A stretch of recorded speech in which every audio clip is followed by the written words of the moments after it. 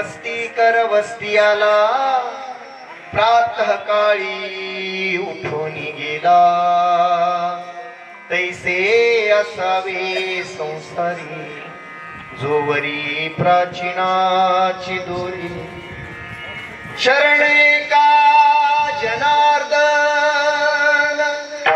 शरण एका जनार्दन, ऐसे असता भय कवण, तैसे असावे संसारी, जोवरी प्राचीनाची दोरी, समचरण सरोजम सांद्र नीलांबुदाभुं, जगननिहित पानिं, मंडनं मंडनाना, तरुण तुलसी माला कंदरो कंजने, सदय धवलहासं विठ्ठलं चिंतयामि, जयाचा जगी जन्मनामार्थ झाला, जयानी सदा वासनामात केला, जयाच्या मुखी सदा नाम कीर्ती, नमस्कार माझा अग्निसंत माधव बाबांच्या चरणावरती, जयांचे किलिया होय सकळ विद्यांचे अधिकरण, तेची वंदू श्री चरण श्री सद्गुरूंचे, ते नमस्कार येता पांडुरंग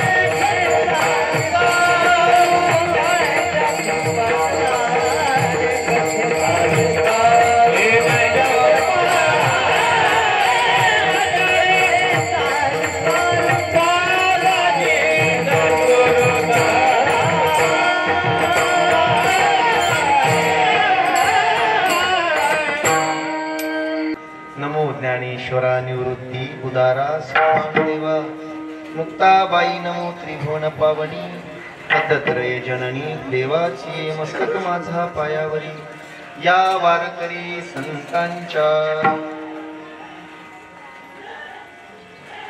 पक्षी अंगणी उतरती,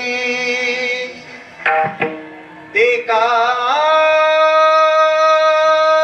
गुंतोनिया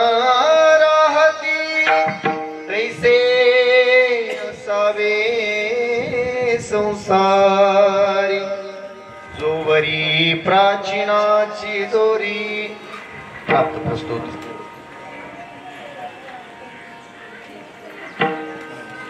संप्राप्त कीर्तनाची सेवा,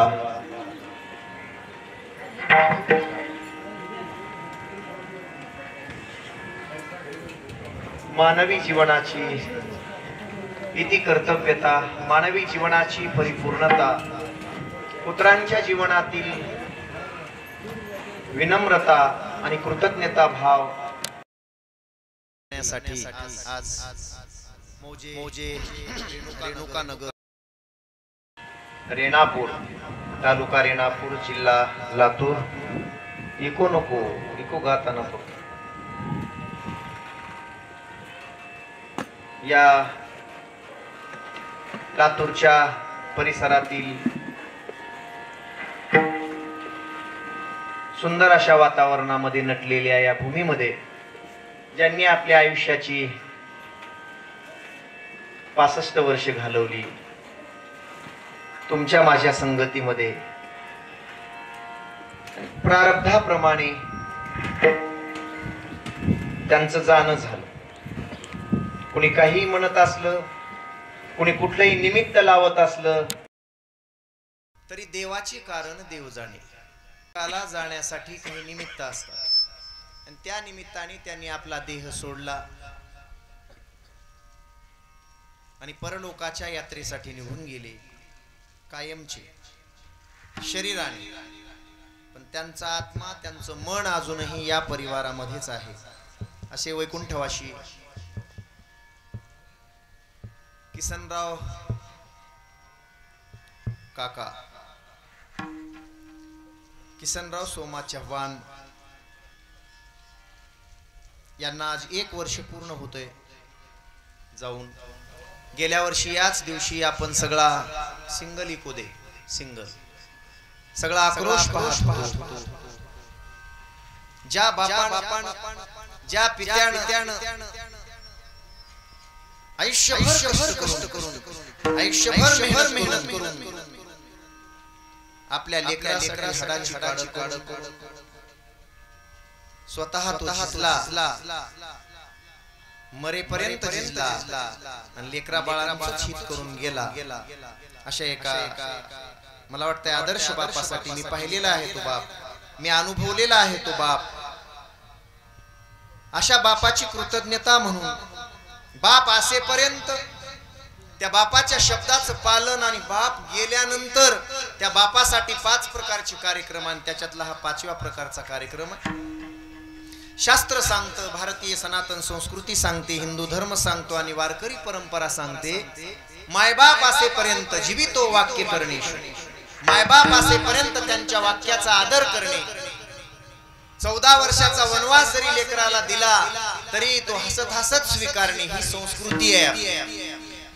माय बापाच्या शब्दाचा आदर करून त्याप्रमाणे आचरण करणे. आणि मायबाप गेल्यानंतर त्यांचा अंत्यविधी, त्यांचा रक्षा सावरण्याचा कार्यक्रम, त्यांचा दशम क्रियाविधीचा कार्यक्रम 10व्या दिवसाचा, त्यानंतर 13वी किंवा गोड जेवणाचा कार्यक्रम आणि त्यानंतर पुण्यतिथीचा कार्यक्रम म्हणजे वर्षश्राद्धाचा कार्यक्रम. आज प्रथम पुण्यस्मरण म्हणजे वर्षश्राद्ध आणि या वर्षश्राद्धाच्या निमित्तानं माझ्याकडे म्हणजे लेकराकडेच आलेली ही सेवा.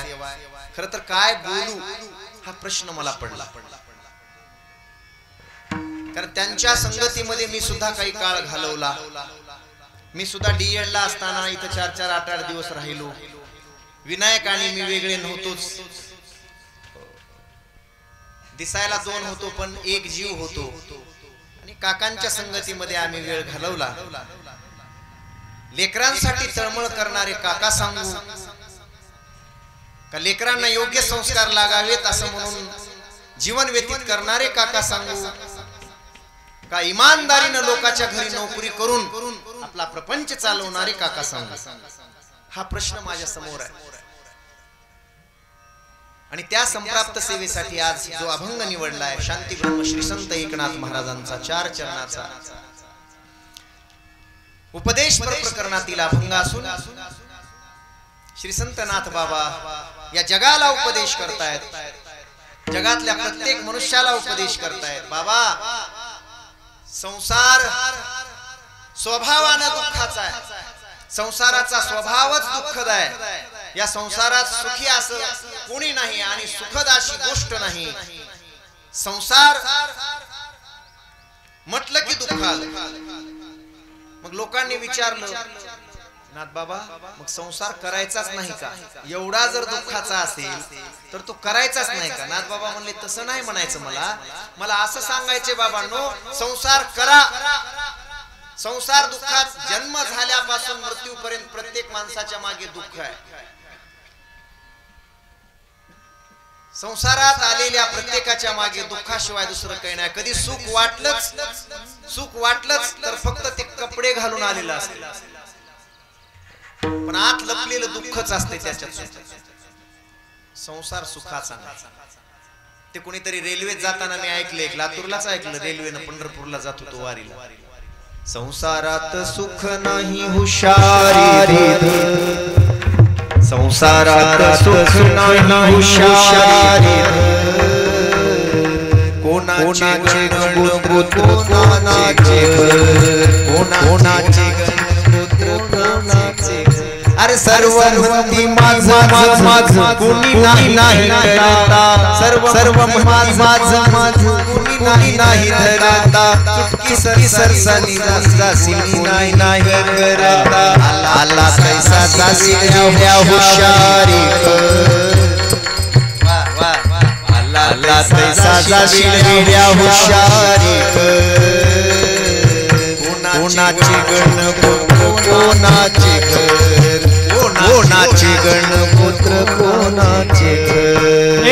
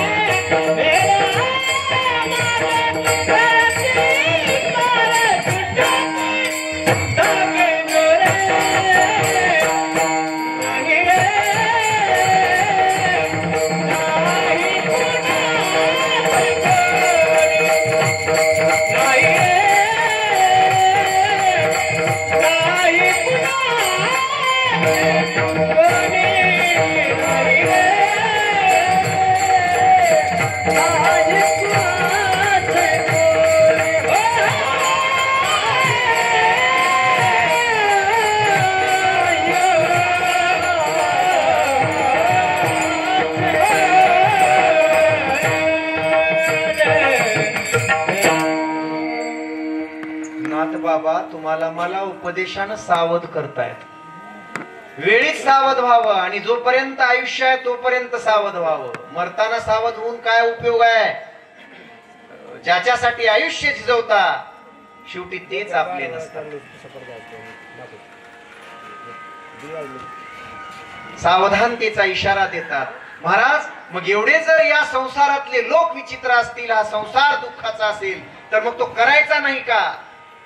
नाथ बाबा म्हणतात करायचा. मग कसा करायचा? अभंगाचं पहिलं चरण.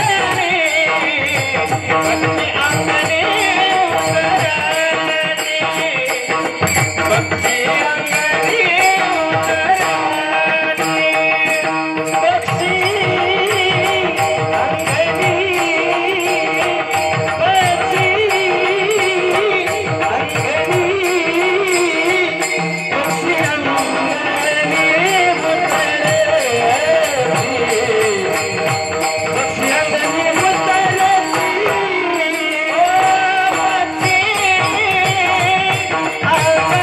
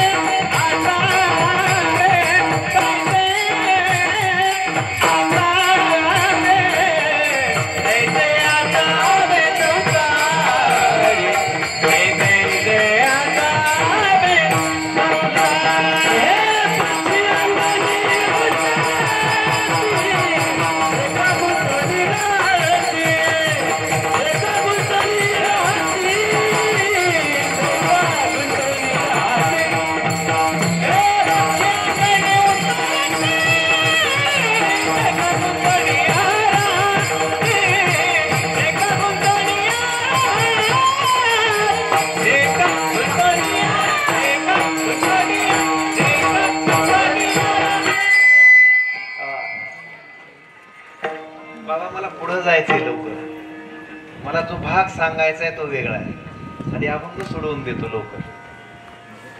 मनुष्य पक्षासारखा या जगामध्ये आलाय, संसार करायचा आहे. पक्षी घरट बांधतात, तुम्ही आम्ही घरट बांधतो. तुमचं आमचं थोडं मोठं असेल, त्यांचं लहान असेल. प्रत्येक पक्षी अंगणामध्ये येतो, उतरतो. लक्ष द्या माऊली, अंगणात आल्यानंतर पक्षी कधी येऊन घरात असं म्हणतो का तुम्हाला ताई की बाबा मी तुझ्या अंगणात आलोय, आता माझ्या नावानं एवढं अंगण करून टाक आणि त्याचा 7-12 मला नंतर दे, 8चा उतारा न्यायला मी येणार आहे, बघू द्या. जे काही 4 दाणे असतील अंगणातले तो पक्षी टिपतो.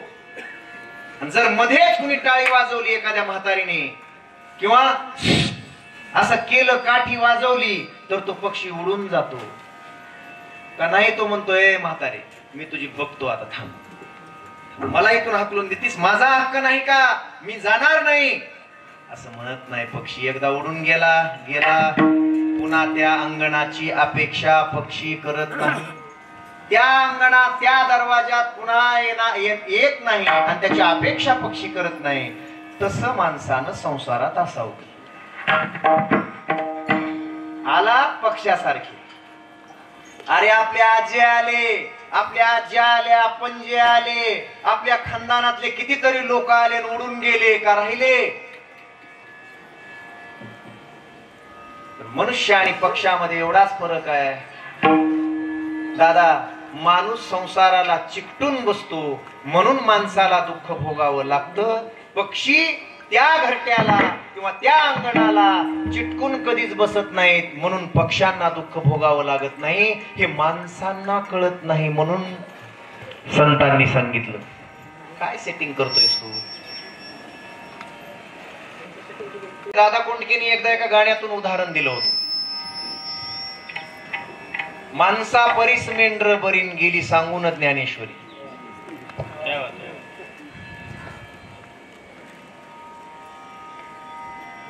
किती आहे नावावर सध्या? किती बँकेत खाते आहेत, किती शेती आहे, किती वाहन आहेत नावावर, किती दिवस राहतील आपल्या नावावरती? त्या गोष्टी नाथ बाबांच्या लक्षात आला. अरे अरे अरे अरे, माणसं एवढं गुंतलेत आणि गुंतणे म्हणजेच ठोके खाणे. माणूस जितका गुंतेल या संसारात, एक सांगू का, जितका माणूस संसारात गुंतून राहील तितका त्या माणसाला म्हातारपणी त्रास होतो. कुठे गेले आमचे भाऊजी, लक्ष्मण भाऊजी? हा, जितका गुंताडा तयार होईल, जितका गुंथा तयार होईल, म्हातारपणी तट तट तट वाजते पण ते सुटत नाही आणि तिथं दुःख होते. नाथबाबांची भाषा पहा. माणसांना सांगून कळालं नाही म्हणून नाथबाबांनी पक्षावरून सांगितलं, पक्षाचा दृष्टांत दिला, पक्षाचं उदाहरण देऊन सांगितलं. अरे त्या पक्षाकडे पहा, पक्षी जशी येतात असतील ते दाणे टिपतात, नाही कुणी मध्येच हाकाललं तर निघून जातात, पुन्हा त्या अंगणाची अपेक्षा करत नाहीत. तसं राहा, दुःख होणार नाही. पण माणसं तसं राहत नाहीत. मग कसं राहतात? गुंतून राहतात म्हणून दुःखी होतात. मंदिराच्या शेजारी एक म्हातारं मृत्यूशय्येवर पडलेलं होतं. काल्याच्या कीर्तनाला गेलो, फेटा बांधला माऊलीन, त्यांच्या लेकरांनी हातात धरलं, माझा हात हातात धरून त्या म्हाताऱ्याकडे नेलं. म्हणले आमच्या बाबानं कधी रामराम म्हटलं नाही, कधी कीर्तन ऐकलं नाही, भजन ऐकलं नाही, जरा रामराम म्हणायला लावा. त्या म्हाताऱ्याजवळ गेलो, ते म्हातारा असं तोंड करत होतं. त्याला म्हणलं बाबा बाबा राम म्हणा राम. माऊली ते म्हणायला लागलं काम काम. राम म्हणता येईना त्याला, काम काम. मी म्हणलं राम म्हणा राम. ते म्हणायचं कशाचा राम, काम. पोरं म्हणले कालपासून महाराज कधी जीव जातो नाही सांगता येत. मी म्हणलं आता जीव जात नाही, याचं नाक अजून वाकडं झालं नाही, कानाच्या पाळ्या अजून चिकटल्या नाहीत, या भुवया अजून खाली आल्या नाहीत, पापण्या चिकटल्या नाहीत, मग काय करावं? जा लवकर अहमदपूरला जाऊन डॉक्टरला घेऊन या. 2-3 दिवस वाचतंय. ते म्हातारं एकच करीत होतं, फक्त तोंडा करायचं महाराज, आणि त्यानं फक्त हे बोट एकच हात उचलत होता, तिथे एवढाच हात असा करायचा छातीवर ठेवून असं, आणि असं हात करायचा, असा हात करायचा. मी माग पाहिलं, मोठी पहिल्याची भिंत होती लादणीची. त्या पोरांना म्हणलं याला म्हाताऱ्याला काहीतरी सांगायचं, आयुष्यभर यानं कमवलंय. मला वाटतंय म्हणलं की हे असं जे करायलंय, असं करायलंय, काहीतरी ह्यानं हंडा पुरून ठेवलाय. मी काय का बरं कीर्तन असं करतय, जा जा लवकर लवकर घेऊन या, हो त्याचं घबाड तुम्हाला सापडेल म्हणलं. त्यांनी जाऊन डॉक्टरला आणलं. 2-2.5 तासामध्ये सलाईन चढवल्या, चांगली भारीची इंजेक्शन. म्हातारा हळूहळू बोलायला लागलं. कीर्तन संपलं. पुन्हा हाताला धरलं त्या पोरांनी, मला म्हाताऱ्यापर्यंत नेलं. म्हणले बघा आता म्हातारा बोलायला लागले हळूहळू, आम्हाला कळेना. म्हणले महाराज तुम्ही त्याला विचारा. मी म्हणलं बाबा राम म्हणा राम. ते म्हातारा म्हणलं कशाचा राम.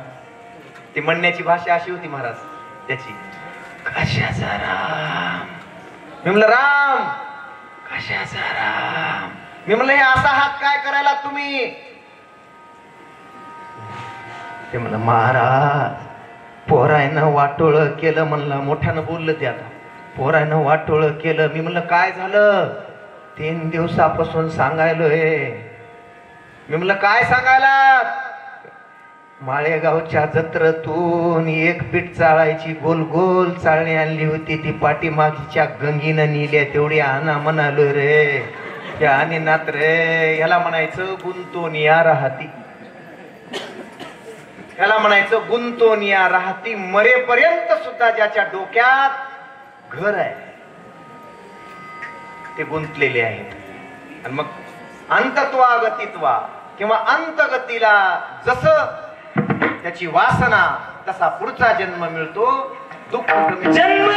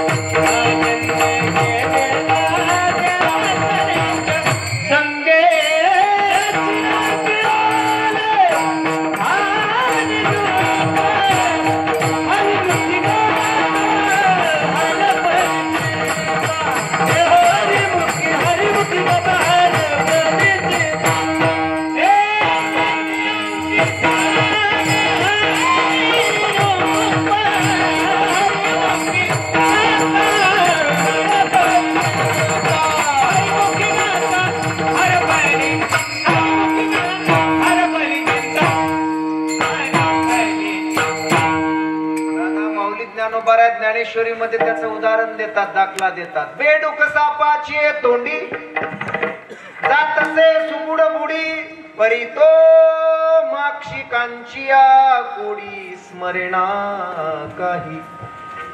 बेडकाच्या ऐकताय का, माणसाचं तसं झालंय. ज्ञानोबा गुड बोलतात. इतके संसारात अडकले, जसं सापाच्या तोंडात बेडूक असावा, अर्धा गिळलेला असावा सापाने, आणि अर्धाच बेडूक पाठीमागून गिळलेला आहे, आणि अर्धा बेडूक पुढे फक्त तोंड उरलंय त्याचं. आणि तरी त्याच्या समोर जर किडेन माश्या आल्या, त्याला अर्ध गिळलंय सापानं, तरी सुद्धा ते बेडूक चटाक चटाक जीभ बाहेर काढून त्या किड्याला आत ओढतंय. आणि किडे आता जाणार आहेस रे तू. बेडूक सापाची तोंडी जातसे सुबड बुडी.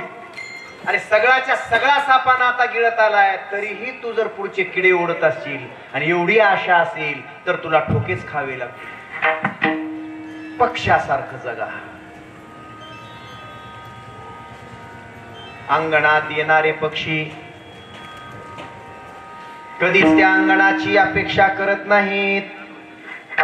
संसार दुःखाचा आहे, याला दृष्टांत आणि उदाहरण आमचे गुरुजी फार गोड द्यायचे. बाबांनी म्हणावं की महाराज असं कीर्तन केलं, इतकं सोपं केलं, इतकं सोपं की माझ्या गुरुजींनीच करावं, त्याच्यानंतर त्या गुरुजींचं आम्हीच करावं, इतकं सोपं. अभंग आणि कीर्तन ते उदाहरण द्यायचे.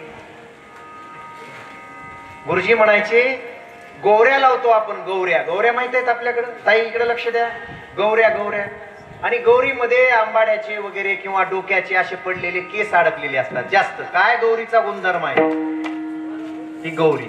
आणि ती वाळलेली गौरी समोर घ्या. जर ती गौरी करत असताना त्या गौरीमध्ये केस अडकले, तर गौरीत अडकलेला केस कोणी काढून द्या आणि 1001 रुपये घेऊन जा. गौरीत अडकलेला केस सरळ मला काढून द्यायचा माऊली. आणि त्याच पद्धतीनं लांबलचक असा डोक्याचा केस लोण्याच्या भांड्यामध्ये अडकलेला ठेवा. लोण्यातून जसा केस आपण सरळ काढतो, सरळ निघून येतो, तसा गौरीतला केस सरळ निघून येत नाही. ज्या लोकांनी संसार तर केला, कैलास बुवा, संसार तर केला, पण संसारात कधी केला, संसारातून कधी निघून गेले याचा पत्ता कुणाला लागला नाही. लोण्यातल्या केसासारखं ते संसार करता करता निघून गेले, पत्ता नाही लागला, कुठंच अडकले नाहीत. आणि तुमचं माझं अडकणं हे गौरीतल्या केसासारखं आहे. तट तट तट तट वाजते पण सरळ केस बाहेर येत नाही. संसारात असं असावं, लोण्यातल्या केसासारखं सरळ निघून जावं, गौरीतल्या केसासारखं अडकून बसू नये. संसार तुकोबारायांनी केला, संसार ज्ञानोबारायांनी केला, पण कसा केला? अलिप्त कमळ जळी नये,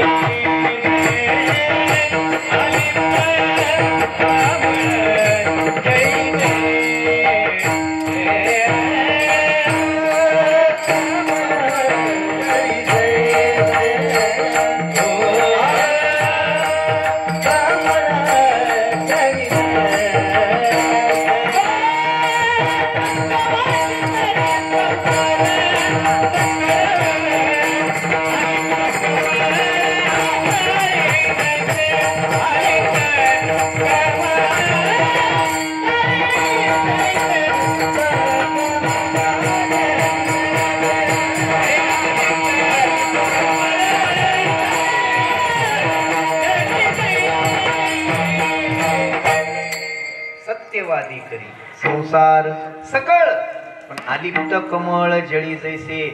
कमळ पाण्यातच असतंय, पण पाण्याचा स्पर्श अंगाला करून घेत नाही. तसं संसारात काही माणसं असतात, पण संसाराचा स्पर्श अंगाला करून घेत नाहीत. राहतात संसारात, पण डोक्यात संसार नसतो. काही माणसं पहा तुम्ही, आता त्यांचं शरीर कीर्तनात आहे, इथं शरीर कीर्तनात आहे, पण ते मनानं कीर्तनात नाहीत. आता नाहीत. आता काही जणांच्या डोक्यात कुणाकुणाचे मोबाईल आले होते तेच आहे. हो, आतापर्यंत कुणाकुणाच्या डोक्यात सकाळी नवऱ्यासोबत झालेलं भांडणच डोक्यात आहे अजून, आणि नवऱ्याजवळच चित्त आहे तिचं. जवळही नाही चित्त, काय मांडी येले प्रेत. जिवंत असून प्रेतासारखी आहेत ती माणसं की ज्याचं चित्त त्यांच्या जवळ नाही. तसं आहे. संसारात असून काही माणसं देवाजवळ असतात, आणि देवाच्या देवळात असून काही माणसं संसारात असतात. संत मात्र संसारात दिसत होते, पण मनानं ते देवाजवळच असत होते. तसं संसारात राहा. याला उत्तम उदाहरण म्हटलं तर ते पक्षाचं उदाहरण आहे. मग आम्ही संसार करायचा का? भयावह आहे संसार. संसाराचं स्वरूप भयावर. संसाराचे अंगी अवघीच वेसणे, आम्ही या कीर्तने शुद्ध झालो. संसाराचं स्वरूप मात्र फार भयानक आहे. किती दुःखाचा आहे संसार? अख्खाच्या अख्खा दुःखाचा आहे. सुखाचा विचार नाही बोलते,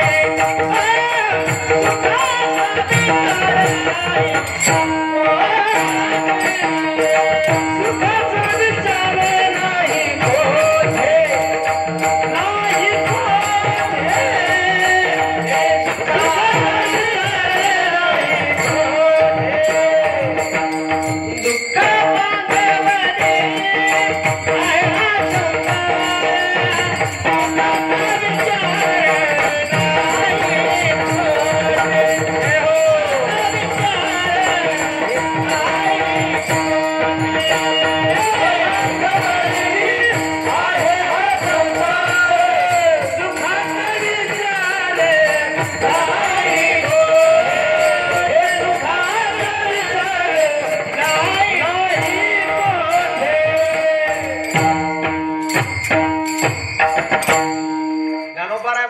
संसार रणातू. संसार एक रण आहे, संसार एक संघर्ष आहे. मला इथं वर हात करून सांगावं प्रत्येकानं, इथं बसलेल्या प्रत्येकानं सांगावं की माझ्या बायकोची आतापर्यंत घरात कुठलीच तक्रार नाही. बोला, करा वर हात. 1001 रुपये देतो. कोणाची बायको इथं अशी आहे की तक्रारच नाही त्याच्या बायकोची? सांगा कोण असा आहे? इथं बसलेल्या सगळ्या विनायकराव,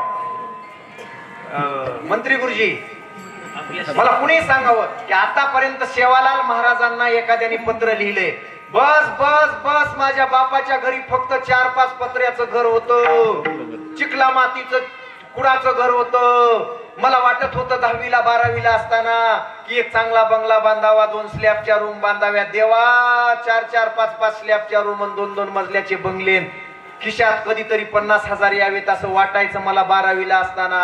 आता लाखो रुपये खिशामध्ये आहेत. देवा, सेवालाल महाराजा लय दिलंस रे, तू एवढं नको, थोडं काढून घे. असं पत्र कोणी सेवालाल महाराजाच्या फोटो जोड आणून ठेवले का? सांगा इथे एक तरी माणूस आहे का? बस लय दिलंय सेवालाल महाराजांनी, लय कृपा केली आहे, आता नको, बस झालं सेवालाल महाराज.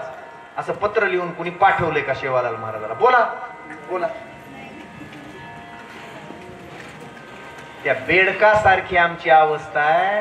पार मरेपर्यंत म्हातार होईपर्यंत गिळायचंच आम्हाला आणि आवासूनच मरायचंय शेवटी. आशा ही परम दुःखम नैराश्यम परम सुखम. कधी येणार आहे जीवनामध्ये कोणती गोष्ट पक्ष्यासारखी?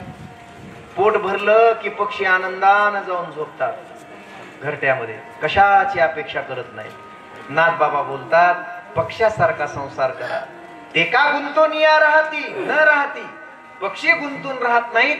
तुम्ही आम्ही गुंततो म्हणून ठोके खातो. तैसे असावे संसारी, कैसे पक्षी अंगण संसारी, कैसे असावे संसारी, कैसे असावे संसारी, कैसे असावे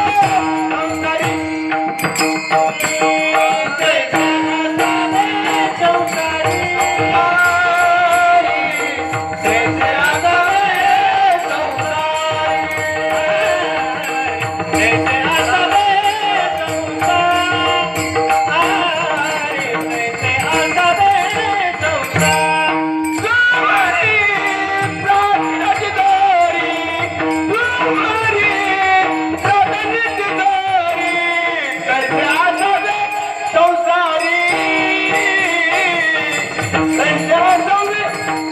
संसारी,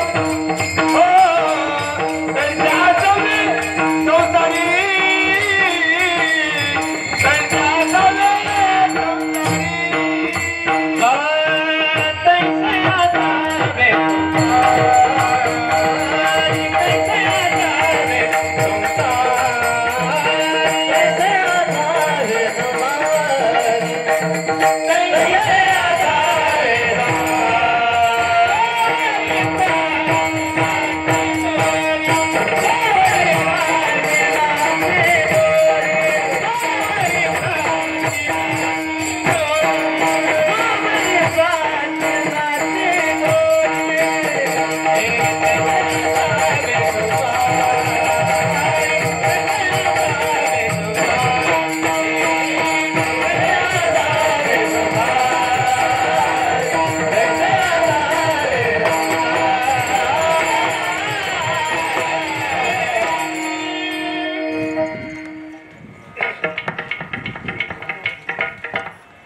कैसे असावे पक्ष्यासारखी, तैसे असावे संसारी. पण कधीपर्यंत नाथ महाराज संसारात आम्ही तसं राहू पक्ष्यासारखं? पण कधीपर्यंत? जोवरी प्राचीनाची दोरी, हे दुसरं चरण आहे. जोपर्यंत आमचं प्रारब्ध आहे तोपर्यंत संसारात पक्ष्यासारखं राहा, मग दुःख होणार नाही. 2 गोष्टी लक्षात ठेवायच्या बाबा. दुःख होणार नाही, संसारात पक्ष्यासारखं राहा. आणि सगळ्या प्रकारचे पक्षी बघितले नाहीत नाथ महाराज. पक्षी नेमकं कसं राहतात थोडं कमी कळायलंय, अजून पूर्ण कळलं नाही महाराज आम्हाला. पक्ष्यासारखं राहा म्हणताय. नाथ बाबा म्हणले दुसरा दृष्टांत देतो.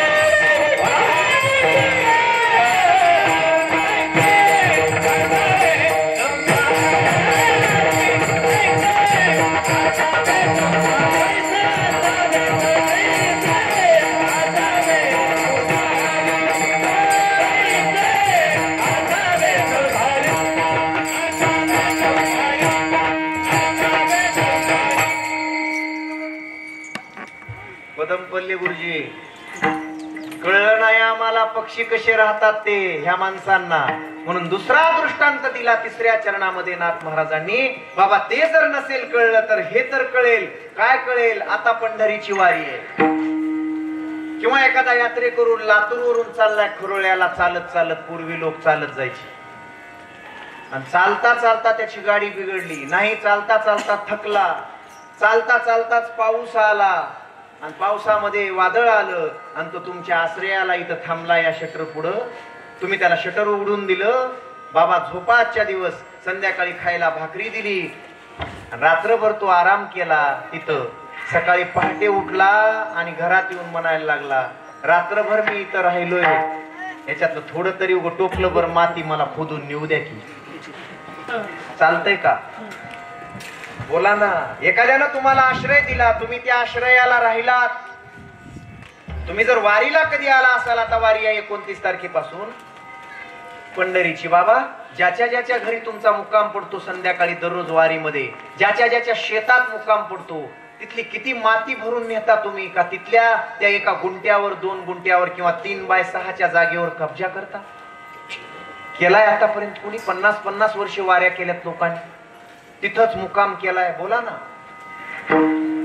तुम्हाला आश्रय दिला असेल तर आपलं काम आहे पहाटे पहाटे 5 वाजता वळकटी बांधणे आणि आपल्या पुढच्या प्रवासाला निघून जाणे. आणि मग पुढच्या प्रवासाला किसन काका निघून गेले, कुणी आईच्या गर्भातच पुढच्या प्रवासाला निघून जात, कुणी जन्मताच पुढच्या प्रवासाला निघून जात, कुणी 5 वर्षाच्या अवस्थेत निघून जात, कुणी 10 वर्षाच्या अवस्थेत निघून जात, कुणी 60 वर्ष जगत, कुणी 80 वर्ष जगत. देहाचिया गावालिया जन्म मृत्यूचिया सोहळिया ना म्हणू नये धनंजया जिया. ज्याप्रमाणे या मृत्यूच्या गावाला आलं, हा मृत्यू लोक आहे, इथं कुणी अमर नाही, सगळे मरणार आहेत.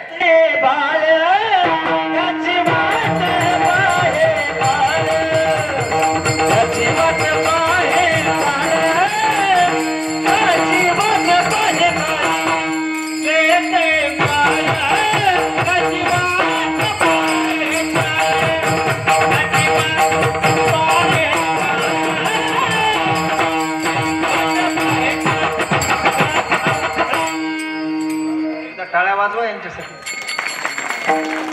तुम्ही थक्क होऊन फक्त बघायला, पण त्यांचंही कौतुक करा. इतकं गायले ते आतापर्यंत. वा, 2च गायक आहे तिकडून इकडून, पण बघा प्रत्येकाची वाट पाहत बसलाय. असा काळ बोका बोका पाहतो, उंदीर घेऊन जाय बोका, तैसा काळ लोका नेत आहे. त्याला म्हणायला उंदराची आई, नको र नको, 90 पेलायस, नको र, अजून चढली नाही तोवर सुधर, लय पिऊ नको र. ते बघ ते बघ ते बघ बोका रे, ते बघ त्या देवळीत बसलाय. त्याची आई म्हणाली, लक्षात येते का? चढली नाही तोवर जरा आवरून घे र. ते उंदराला 90 जरा चढली होती, मला पोटा बोका असं करू लागलं ते. आणि पिल्यास तसंच करतोय. कोणीच दिसत नाही त्याला. त्याला बाप दिसत नाही, त्याला माय दिसत नाही, त्याला गावातला चांगला माणूस दिसत नाही, त्याला महाराज दिसत नाही. आम्हाला म्हणते अरे महाराजा, लोक नाही ती ओढली. त्याची माय म्हणाल्या पिल्यार नको र नको ते बघ तिकडं कशाला चालला सर बोका. महाराज खाली 2 नेते बसले होते मोठमोठे आणि त्या नेत्यानं उगा भारी ब्रँडची अशी ओतून टाकली कशात ग्लासात. त्याचे उंदीर फिराले सर सर सर ह्या सरावून त्या सरावर या छतावून तिकडून इकडून इकडून त्याला दमच पडना आणि ते पळता पळता वरून जे पडलं का नाही बरोबर त्या ग्लासात. पाणी बी ओतलेलं नव्हतं, बिना पाण्याचीच गेली नाक तोंडात. पुन्हा तर असलं नाचायला लागलं कुठा बोका. त्याच्या आईकडे जाऊ सांग मला कुठा आहे बोका. असेच माणसं नाचाले तर असेच नाचाले. कुणाचीच भीती राहिली नाही, मान मर्यादा राहिली नाही, मानपान राहिला नाही. आनंद महाराज बाप सांगायले पोरायला आजकालच्या ह्या पोरायला 9वीच्या पोरायला कुठं दारू प्यावी. अरे बाप सांगायला पोरा बाप कसा असतो. संगती बेकार लागली तुला कैलास बुवा आहे का. दारूच्या नादाला लागून चांगलं होत नसतंय. पिदाड्याची संगती लागल्या तुला पोरावर. पोरगा आवडत नाही, पोरगा ऐकत नाही आणि मग बाप पोराला विस्तवासारखा वाटतो, विस्तवासारखा पोळतो बाप पोराला. ते बाप रोज म्हणते. बापाची पोराची धराधरी सुरू झाली. पोरगा ऐकणं पण बापानं सांगितलं असा बाप होता आणि अशा बापानं सांगितलं आयुष्यभर लोकांकडे कष्ट करून करून हा एवढा मोठा संसार तुझ्यासाठी उभा केलाय पोरा. तुझी ती संगती सोडवण्यासाठी, तुला दारू पासून बाजूला काढण्यासाठी, तुझ्या त्या संगतीतून बाजूला काढण्यासाठी तुझ्यासोबत भांडायला तयार आहे, तुझ्यासोबत 4 हात करायला तयार आहे. आणि तू जरी मला मारलंस तरी तुझा मार खाऊन मी मरायला तयार आहे. पण दारूच्या व्यसनात बुडून जर तुला लिव्हरचा कॅन्सर झाला आणि तू माझ्या डोळ्यासमोर मेलास तर तुला मी चहा खांदा देऊ शकत नाही माझ्या डोळ्यासमोर. तेवढं दुःख मला सहन होणार नाही. चहापेक्षा हा तुझा बाप आधी मरेल. पण तुझी दारू सोडवल्याशिवाय मी शांत बसणार नाही. तुझी वाईट संगती सोडवल्याशिवाय मला चैन पडणार नाही. आयुष्य तुझ्यासाठी घातलंय पोरा. खरंय का नाही. बापाच्या समोर पोरानं दारू प्यावी, बापाच्या समोर पोरानं वाईट व्यसन करावीत आणि बापाच्या समोर पोरानं मरावं. व्यसन करून करून पोरं बापाच्या समोर मरायलेत आता. आणि देव संतांनी सांगितलेले शब्द खरे व्हायले. पिता देखता पुत्र मरे, पुत्र देखोनी पिता झुरे, काळे काळे अवघे सरे कोणी नुरे. बापाच्या समोर लेकर मरायलेत महाराज. अवघड अवस्था आहे. मला वाटलं इथून पुढे काय म्हातारपण येतच का नाही की लोकांना. अलीकडचे पोरं इकडं आमचे चांगले चांगले माणसं बसले तिथं म्हणून सांगतो. म्हातारपण येऊन मरणारे आपल्या पिढीतले किती माणसं असतील असं वाटते तुम्हाला. 100तल्या 90 ते 92 लोकांना व्यसन लागलंय. व्यसन आणि फॅशन. घरात बसून बाया करायला फॅशन आणि बाहेर जाऊन ही पोरं करायलेत व्यसन. बस फॅशन आणि व्यसनात चालल्या ह्या पिढ्याची पिढ्या आहे. महाराज नादबाबाने किती गोड दृष्टांत दिला. जसा यात्रेकरू येतो एखाद्या मुक्कामासाठी कुठेतरी थांबतो, अडकतो, सकाळ झाली की आपली ओळखटी आपली पिशवी उचलतो चालायला लागतो. त्या घरावर आपला अधिकार गाजवत नाही. तसं माणसानं इथं आपण तसेच यात्रेकरू म्हणून आलो. आपण यात्रेकरू आहोत. बाबा तुम्ही असाल 50 वर्षाचे यात्रेकरू, 50 वर्ष हे चालू आहे. आम्ही असाल 40 वर्षाचे यात्रेकरू. इथं आलेला प्रत्येक मनुष्य यात्रेकरू आहे. यात्रेकरू. नाथ बाबा म्हणतात यात्रा संपली, मुकाम संपला, प्रातकाळी उठून गेला, वस्ती कर वस्तीशी आला, वस्तीवर आला आणि सकाळ झाली उठून आपल्या आपल्या मार्गाने निघून गेला. त्याच्यावर हक्क गाजवीत बसला नाही. एक दृष्टांत द्यायचा आहे. मला थांबायचे, अभंगाचा शेवट करायचा आहे.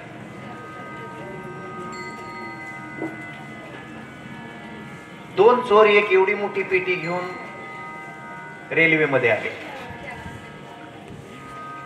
ती पेटी होती एका सुटकेस होती एका चांगल्या घरच्या बाईची. ती बाई गेली रेल्वेतून उतरून पाणी प्यायला आणि चोरट्याने ती सुटकेस उचलली त्या डब्यामध्ये बसले पाठीमागच्या. त्या डब्यात पोलीस शिरले. पोलिसांना काही पत्ता लागू दिला नाही. आनंद महाराज पुढचं स्टेशन आलं हरंगुळ, आणि ते दोन्हीही चोट्टे त्या हरंगुळला ती मोठी सुटकेस घेऊन खाली उतरले. जाड लागत होती ती सुटकेस. दोन चोरापैकी एक लहान होता, एक मोठा होता. तो लहान म्हणायला लागला, सुटकेस चांगली होती, बाई चांगल्या घरची होती. हे बघ आता यावेळेस मला अर्धा माल पाहिजे, तुला अर्धा मिळेल. ते मला नाही, तुला 25%, मला 75%, हे ठरलेलं आहे. ते मला यावेळी नाही, कारण सुटकेस त्या बाईच्या जवळून मी चोरले, त्यामुळे मला 50% मिळालं पाहिजे. लक्ष द्या, लक्ष द्या. गुंतल्यानंतर कसे ठोके खावे लागतात, लक्ष द्या. ते दोघं उतरले आणि थोडं स्टेशनच्या बाजूला गेले. असे थोडस गेले, एक फरला 100 मीटर, आणि त्या दोघांचं भांडण लागलं, धराधरी लागली. आनंद महाराज दोघांनी एकमेकाला उचलायचं ना आपटायचं. ते हरंगुळच्या स्टेशनवरच्या दोन पोलिसांनी पाहिलं, पोलीस पळत गेले. पळत गेल्यानंतर कशाचं भांडण आहे त्यांनी सांगितलं की ही साहेब, ही सुटकेस माझी आहे. तो मोठा चोर म्हणला, साहेब हे लबाड आहे, हा चोर आहे, लबाड आहे, सुटकेस माझी आहे. ते म्हणले आता हे इथं काही सुटत नाही. पुन्हा धराधरी, पुन्हा मारामारी. दोघांनाही घेतलं, सुटकेस घेतली. त्या दोन पोलिसांनी PSIच्या जवळ नेलं. भाऊजी म्हणले आपल्याच्यानं सुटत नाही, हे अटल गुन्हेगार दिसाले. चला म्हणले पोलीस स्टेशन मध्ये. ती सुटकेस टेबलवर ठेवली, मोठी लॉक केलेली होती, चाव्या नव्हत्या यांच्या जवळ, आणि ती सुटकेस ठेवली. आणि ते खरं सांगा, PSI म्हणाले, खरं बोला, दोघांनाही सोडून देतो, सुटकेस खरं सांगा कोणाची आहे.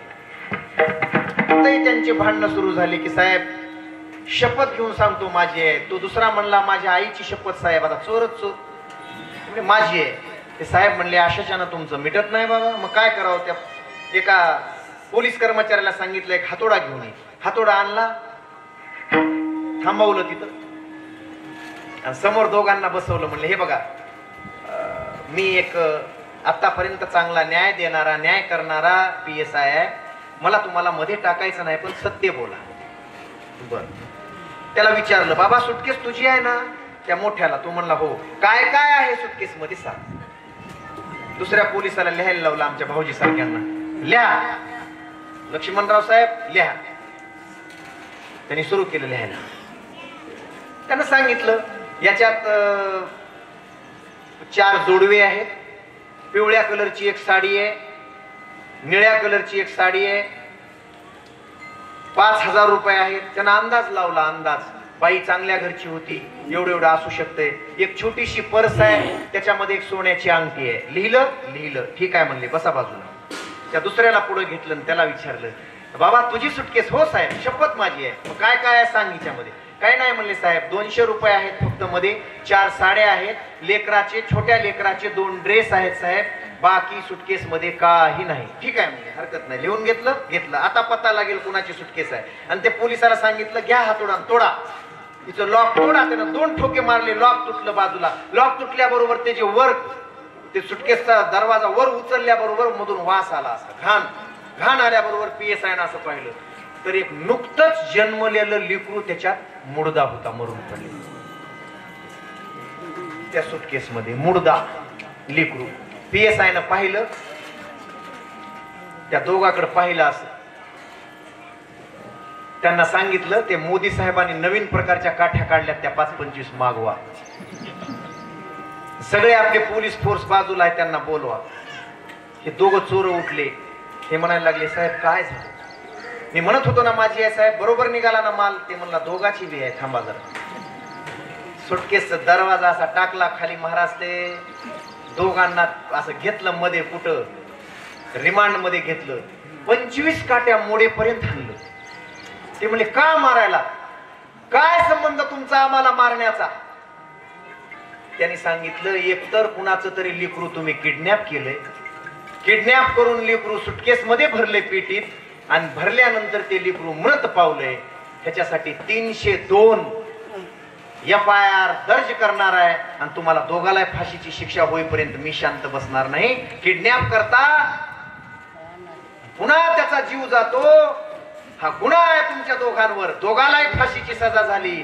दोघंही रडायला लागले. पुन्हा म्हणायला लागले, साहेब आमचा आणि पेटीचा कसलाच संबंध नव्हता.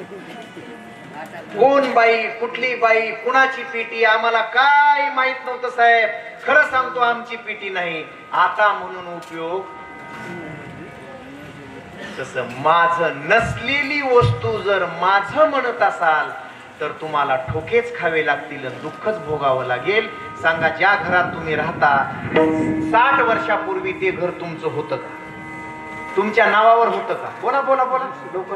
बरं, इथून पुढे 60 वर्षानंतर ते तुमच्या नावावर राहणार आहे? नाही नाही. आणि मग कशासाठी भावासोबत डोक्यात काट्या घालून घेतात? माझ्या इंचभर इकडं आलं, माझं इंचभर तिकडं गेलं, यांनी इकडचा खुंट इकडं सरकवला, इकडं पायाने यांनी दगड सरकवला, हे इथून माझी भिंत आहे आणि काठा काट्यान हे पोलिसाने हे कोर्टात केसेस कशासाठी ना आपलं होतं. आताही कळत असेल तर हे स्वप्नवत आहे, स्वप्नात आल्यासारखं आहे, पुढेही आपलं राहणार नाही. मग कशासाठी माझं म्हणतात? ज्या पक्षाला लोकांनी 25-25 वर्ष पक्ष माझा आहे हे म्हणणारे लोक एका रात्रीत दुसऱ्या पक्षामध्ये गेले. कळू द्या माणसं हो जरा. इथं आपलं काही नाही. अरे ये जिंदगी एक किराए का घर है, एक ना एक दिन बदलना पड़ेगा. मौत जब तुझको आवाज देगी, घर से बाहर निकलना पड़ेगा. मौत जब तुझको आवाज देगी, घर से बाहर निकलना पड़ेगा. मौत जब तुझको आवाज देगी, घर से बाहर निकलना पड़ेगा. मौत जब तुझको आवाज देगी, घर से बाहर निकलना पड़ेगा. सांझ के बाद होगा सवेरा, देखना है अगर दिन सुनहरा. सांझ के बाद होगा सवेरा, देखना है अगर दिन सुनहरा. तो पाँव फूलोगे, पाँव फूलोगे, पाँव फूलोगे रखने से पहले तुझको कानों में चलना पड़ेगा. पाँव फूलोगे रखने से पहले तुझको कानों में चलना पड़ेगा. जिंदगी एक किराए का घर आहे. मग कसं जगायचंय? पक्षासारखं. मग कसं जगायचंय? राहायचं इथं वस्ती करासारखं, म्हणजे यात्रे करू सारखं राहा. आणि जर तुम्ही असे राहिला तर याचा परिणाम अभंगाच्या शेवटच्या. हे शरण हे गाजनागना, शरण हे गाजनागना, शरण हे गाजनागना, शरण हे गाजनागना, हे गाजनागना, शरण हे गाजनागना, शरण हे गाजनागना. शरण